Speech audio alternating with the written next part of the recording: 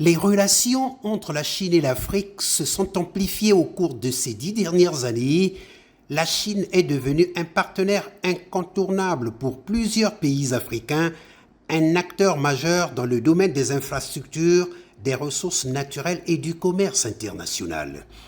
Experts, chercheurs, décideurs politiques et acteurs du développement, tous rassemblés à Brazzaville à l'initiative de l'Académie des sciences d'outre-mer, vont débattre autour des questions ayant trait aux investissements chinois en Afrique, à la préservation de l'environnement mondial de paix et de sécurité et à l'émergence d'une économie mondiale ouverte et inclusive.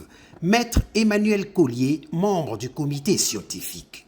En ce jour mémorable, nous nous rassemblons pour célébrer les fruits d'une initiative singulière, ce séminaire franco-congolais, dont la hardiesse et la pertinence ont suscité dès l'abord un élan d'adhésion digne des plus grandes entreprises intellectuelles.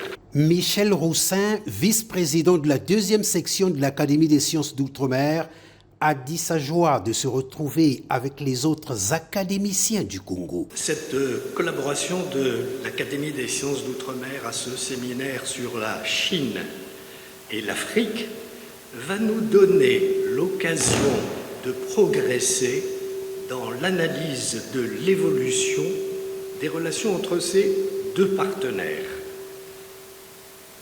Mais surtout, cela va nous donner l'occasion de célébrer avec nos interlocuteurs congolais ce 60e anniversaire des relations sino-congolaises, événement auquel nous sommes, nous, très heureux d'être associés.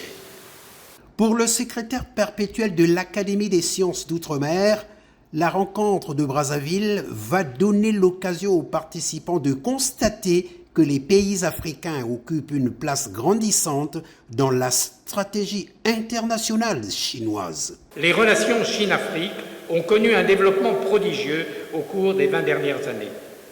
Nous chercherons ensemble à en éclairer les modalités et les facteurs autour de 3 axes majeurs: la construction d'un ordre international juste et équitable, la préservation d'un environnement mondial de paix et de sécurité, l'émergence d'une économie mondiale ouverte et inclusive. Ce colloque permettra par ailleurs de passer en revue le 60e anniversaire des relations diplomatiques entre la Chine et le Congo et le 24e anniversaire du Forum de coopération sino-africaine. Se mettre en immersion au Congo et constater de vos propres yeux les fruits de la coopération sino-congolaise vous offriront une nouvelle perspective et les preuves parlantes pour comprendre l'amitié sino-africaine et la coopération mutuellement bénéfique entre la Chine et l'Afrique.